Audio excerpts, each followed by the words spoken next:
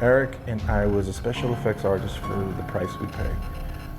Ironically, how I came across this film, I was visiting my mother in my hometown of Las Cruces, New Mexico, and I saw a buddy of mine who is a DP for the film industry, and so he was posting something about a film that he was going to be working on in Las Cruces, New Mexico, and I was like, hey, I'm here, it's my hometown. So I quickly sent him a message and I said, hey, are you guys looking for special effects makeup artists for this film? You know, this is my hometown and this is where I've been raised, and I went to high school here, so I graduated from Las Cruces High School. So he didn't have enough time, I'm sure he was busy, so I went back to Arizona to work, and I messaged one of the producers, and lo and behold, they replied and said that they were in search of a special effects artist to do squib work. Squib effects is gunshot wounds, people that get shot. It's either done with pyrotechnics, remotes, or me, I do them with compressed air. So I've always been doing it. I've been doing it for years using an air compressor and some air tubes. That's pretty much it. I hook it up to an air compressor and just pull the trigger, fill the tube up with blood, and just watch the blood. It took us about 3.5 weeks to film this project. So as I got the script, I realized that there was a lot more special effects needed, and they definitely needed a hand. So I offered my services. So I am honored and proud to say that I did about 95% of the special effects gags in this film. A lot of the blood, all the gunshots, you know, the different type of gory stuff, you know, from pumping blood through tubes in, you know, in body cavities to even pumping water out of a fake faucet. I had a blast. It was a lot of work. Like this one scene with Steven Dorff.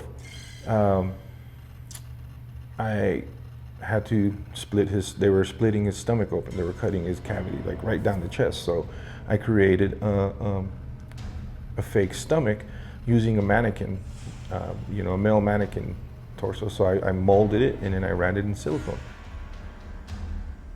That stomach that you see back there, that's the stomach that I use for Steven Dorff.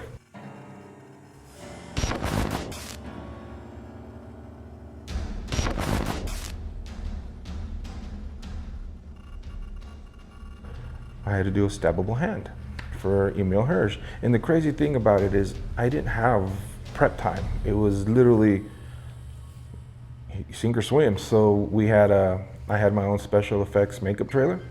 And so I was in there early in the mornings. I'd get there 2, 3, maybe 4 hours early and start creating stuff. And I didn't have opportunity to get a live cast of Emil Hirsch's hand, so I took one of the PAs. I said, "Hey, you come here." I stuck his hand in the material, alginate, and it's a material that's made out of seaweed extract, so it takes very good impression.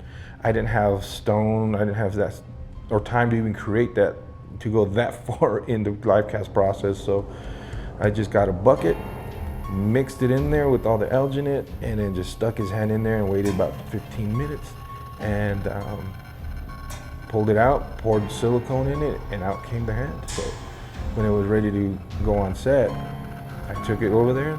They had a real knife and we stabbed it, you know, and it took place of Emil Hirsch's hand.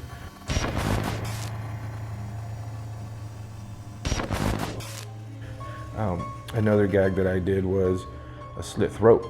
Of course, no prep time, so it was like you have to be prepared as things go. So I rigged up a tube under Emil Hirsch's gown, and I was off to the side holding an air compressor full of blood and compressed air, or I'm sorry, an extinguisher full of blood and compressed air, and it's a tube that ran behind him, and I just rigged it up under the neck, and with the lighting effect and everything, they slit his throat, and it looked pretty gnarly. It was pretty good. Good.